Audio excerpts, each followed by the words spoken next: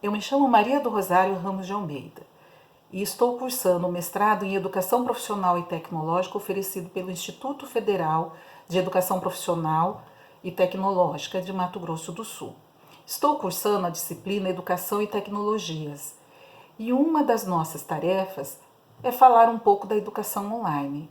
Eu quero trazer a primeira abordagem de Pierre Levy, que está nos falando a respeito da mudança que vem ocorrendo na demanda por uma formação em que se privilegie a trajetória profissional e os conhecimentos das pessoas. Hoje, os indivíduos não toleram mais participar de cursos uniformes e rígidos.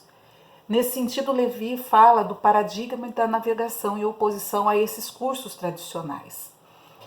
E ele fala então da necessidade de haver uma aprendizagem cooperativa e que ela está centrada no cyberespaço. Então, essa distinção entre ensino presencial e o ensino à distância, ela está se tornando cada vez mais tênue. Isso porque, como é o caso desse mestrado que eu estou fazendo, há hoje uma articulação de disciplinas em que você faz presencialmente e outras que você está fazendo à distância. Para que isso ocorra de uma forma bem integrada, é necessária uma mudança qualitativa nos processos de aprendizagem. E aí entra um aspecto muito interessante, porque os professores, eles passam a compartilhar então recursos materiais e informacionais de que eles dispõem. O professor, ele vai estar também aprendendo junto com os estudantes, na medida em que ele está se atualizando constantemente os seus saberes e as disciplinas, assim como suas competências pedagógicas. A função principal desse professor vai se deslocar daquele papel de difusor do conhecimento para ele ser aquele que incentiva a aprendizagem e o conhecimento dos seus estudantes, dos alunos com os quais ele está interagindo.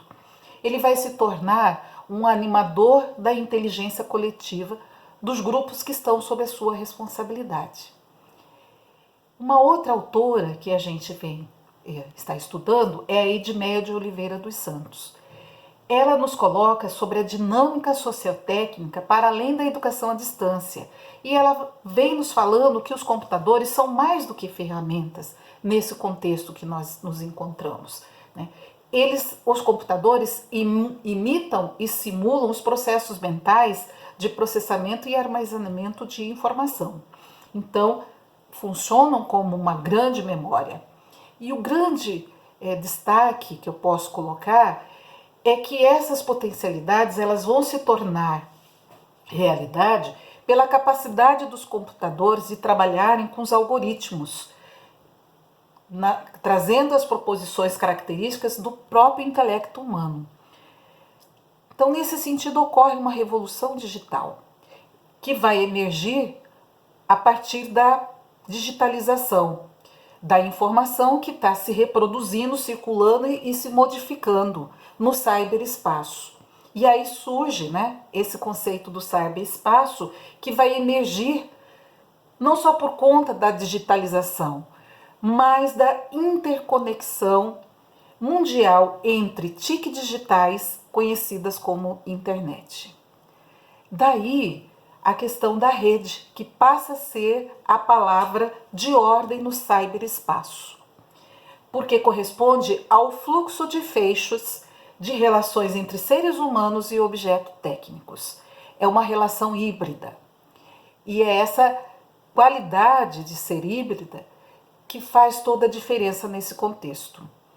Portanto, há uma necessidade de um novo perfil e de novas competências para esse professor. Entre essas competências, ele passa a ser aquele que vai mediar todo esse processo. Ele vai fazer a gestão desse conhecimento. Ele precisa possuir conhecimentos a respeito de como se dá esta aprendizagem mediada pelas TIC, né, pelas tecnologias da informação e da comunicação. Podemos destacar, por exemplo, que ele tem que ter a capacidade de atuar como mediador do processo de ensino-aprendizagem, no sentido de proporcionar auxílios educacionais ajustados à atividade construtiva do aluno, utilizando-se para isso das TIC. Ele também passa a ser entendido como e-moderador. O que significa isso? Ele vai ser o projetista, aquele que promove e que media a aprendizagem mais do que um especialista no conteúdo.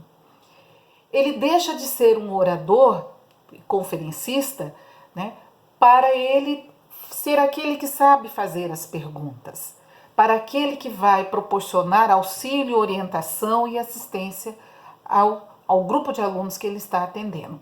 E da parte dos estudantes, a necessidade desses estudantes de se tornarem autônomos no seu processo de construção do seu conhecimento.